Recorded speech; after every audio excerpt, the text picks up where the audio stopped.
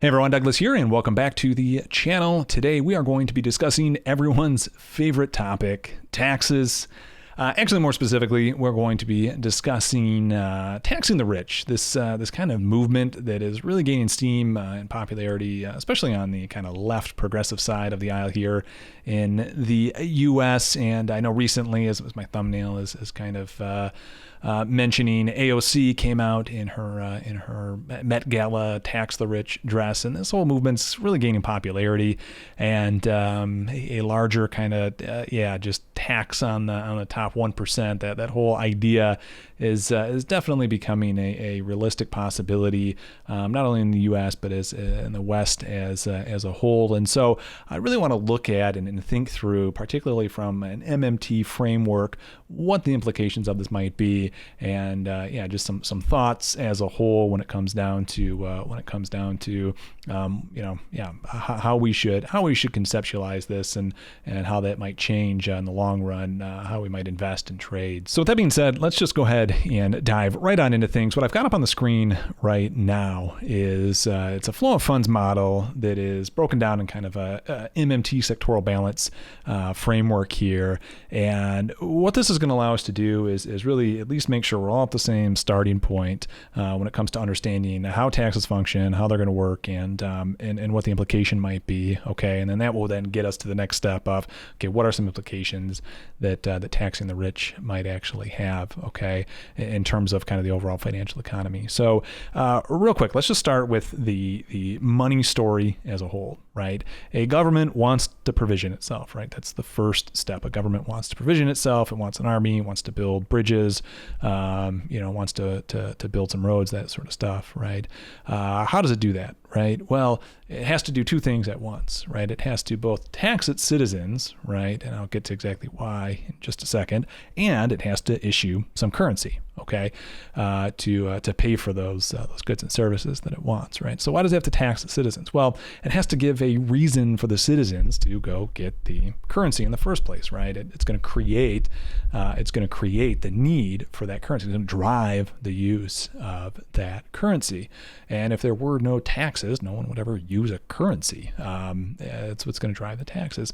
And the second thing it has to do is it has to actually issue the currency, so the people who need to pay the tax can actually get access to that currency in the first place, right? So those are the logical starting points that we need to keep in mind in terms of what the money story is, and why taxes exist in the first place, and why government spending exists in the first place, right? The government wants to provision itself, and it does so by taxing.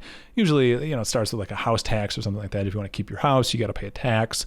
That's how it's going to begin, kind of driving the use of the currency, and then it's going to provision itself by coming up with a desired, need that the government needs. Again, military, roads, whatever it might be, infrastructure.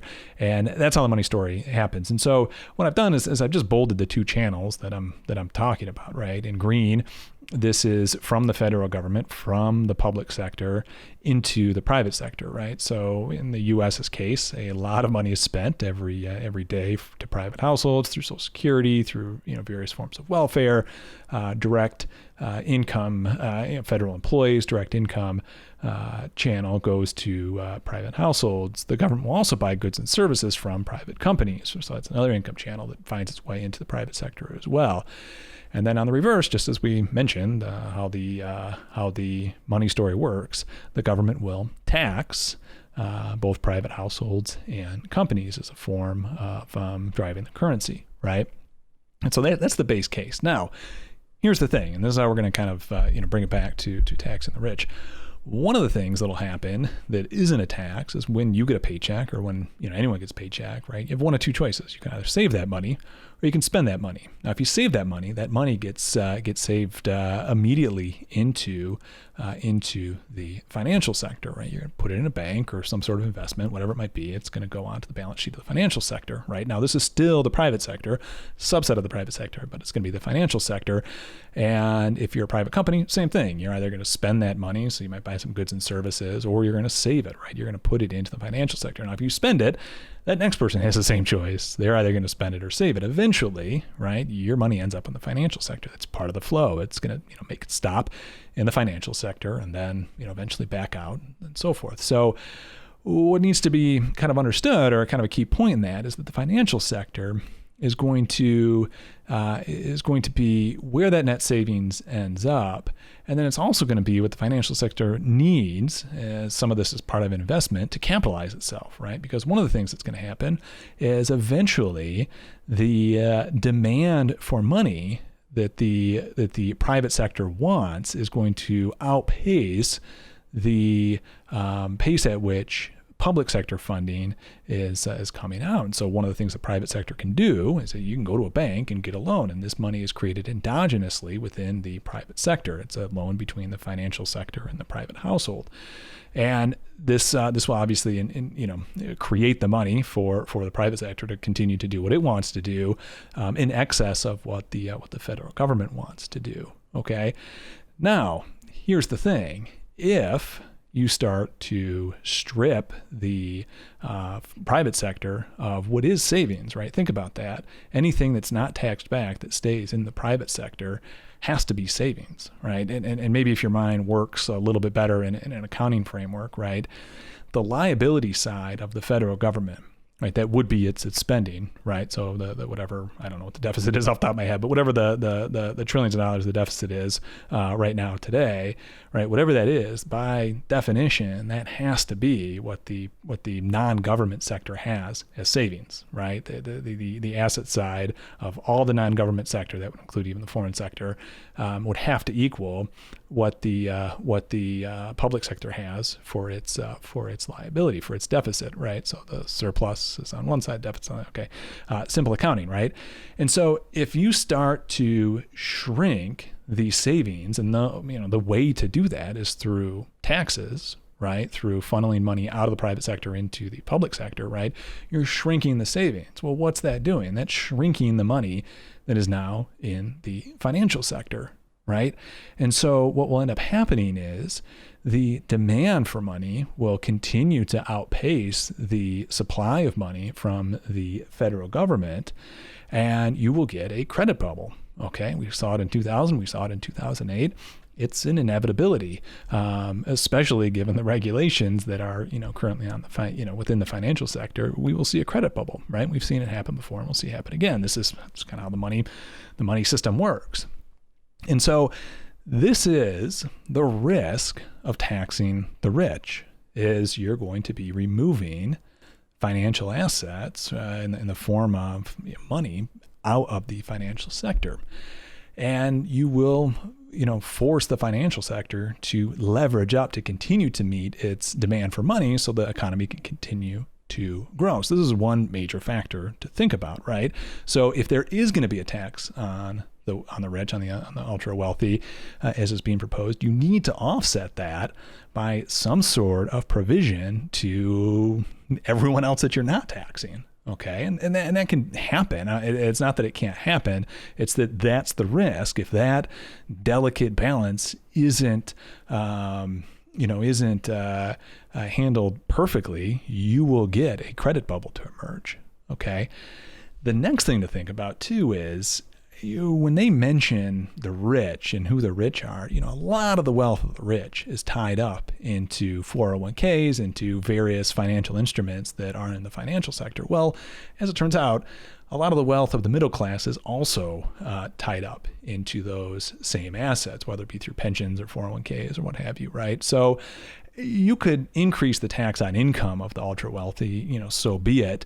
But if you really want to reduce the wealth, not just the income, but the actual wealth of the ultra rich, you're going to have to go after their financial assets, and that will create instability in financial markets, right? And so that will reduce the wealth of everybody who is invested in any way in financial markets. So there's another destabilizing aspect to kind of this this whole proposal to tax the rich. And as traders and investors, we need to be keen to this in the sense that that could be an outcome. And you follow the flows, you follow how much money is heading into the private sector, you follow what's being taken out. You do your analysis week in and week out in terms of what the current kind of playing field looks like. And eventually, if the taxes start to outpace the fiscal flows, right? The money heading out in the federal government, you'll see a lot of tension in the financial sector. So those are things that you definitely want to look out for as kind of a base case, if you will, for understanding how such a tax regime might impact the markets. But I will say this: there is some potential good that can happen out of taxes, right? If there is specific social policy, right? If there is something that anyone is doing, doesn't have to be wealthy, and the best way to do it is not necessarily outlaw it, but to kind of dissuade such an action from happening. In other words, we want it to be legal, just not legal in a very large sense, right? That is definitely one way you can kind of get that function to occur. A simple example might be if one of these ultra wealthy people starts buying every square inch of shore around the Great Lakes, right? Well, that would be a potential public threat, right? If one person owned every inch of shoreline on the Great Lakes and would have complete monopoly control over what is a public resource, if you will, that's where you might want to start taxing something like that, and dissuading someone from every extra foot that they purchase to kind of rein that back and dissuade that sort of activity, right? Or other taxes that just dissuade risky behavior when taken to the extreme, right? Gambling or the use of nicotine or whatever it might be, right? So you can have taxes that push social policy. I can understand that. And am okay with that. But again, the risk is if you're going to have those taxes and they're going to do a big enough dent on the private side savings, you need to think as a policymaker what what is going to be the offset to make sure that the private savings isn't drained too much. Now, here's the thing. This is maybe one thing that could really kind of change my mind. If you can't tell, I'm not exactly for this whole tax the rich movement because it's not going to accomplish what. There's nothing good that's going to come of it, right? You might have some punitive damage to rich people, and so be it. I mean, I wouldn't really lose sleep if Jeff Bezos lost $1 billion, but the risk to the entire financial system, is far more concerning than the fate of how many billions Jeff Bezos ends up with. But the one thing that could change my mind, and maybe some research is already being done that kind of might prove this out, is if taxing the ultra wealthy does have a net benefit for the rest of society, in the sense that it's that the accumulation of wealth for the top 1% or whatever the tax the rich threshold ends up being, if the accumulation of wealth at that strata is negatively impacting, whatever the bottom 99% would be, in a sense where it lacks equity in how it's being distributed. In a sense like that, I could get on, that sort of bandwagon. And interestingly enough, a gentleman by the name of Steve Roth, he's a kind of economist, researcher, has published some research on how redistribution, as he calls it, or just reducing the amount of wealth at the top could potentially kind of help everybody, right? And I'll link to both his Twitter and this article right here. I haven't studied this in depth, but the general concept is, if you scroll down to the bottom here, I'll bring us to essentially what his findings are. As he kind of states it, that his model that he ends up building predicts and demonstrates that this downward redistribution of wealth, as he says, of the top 20%, significantly increases the wealth of everyone else, And he uses this term, I think, wealth velocity, where it allows, the other, the bottom 80% to essentially accelerate faster into more wealth than, and that there's like I don't know if he uses this language, but almost a crowding out effect to the ability of the bottom 80% to grow in terms of their overall wealth. And so if it can be proven that the amassing of wealth is a true inhibitor of everyone else, in the rest of society, to have an equal shot at the real resources that our society produces. If it's stopping people from getting access to those, and the only way to do that is through taxation, then absolutely, this is something that should be pursued, right? Again, it should be pursued consciously, or conscious of the kind of MMT implications of what taxes are actually doing in the financial sector.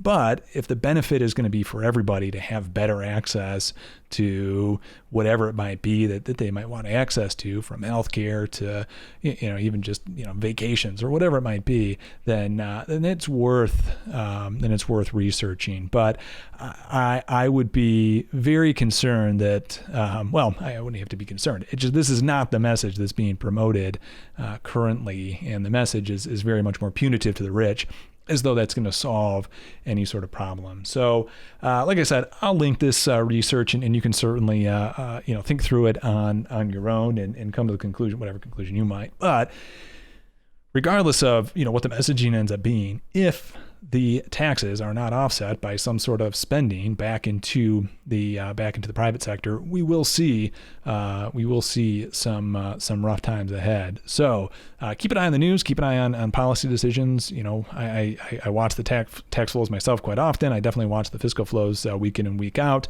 and I track this stuff over at my Patreon page, patreon.com/CannonMA. If you're an active trader or investor, this information will be valuable for you. Definitely check me out over there. But even if you are just kind of a passive market watcher, watch this. Watch out if tax receipts really start rocketing higher, and just really understand the implications of what that might be. And I think the MMT framework really gives you kind of the best overall picture of it. So I'm gonna wrap this video up here. And if you've made it this far, you like what I'm doing here, make sure you hit that subscribe button and turn that notification bell on as well. And if you found this video particularly helpful, give it a thumbs up.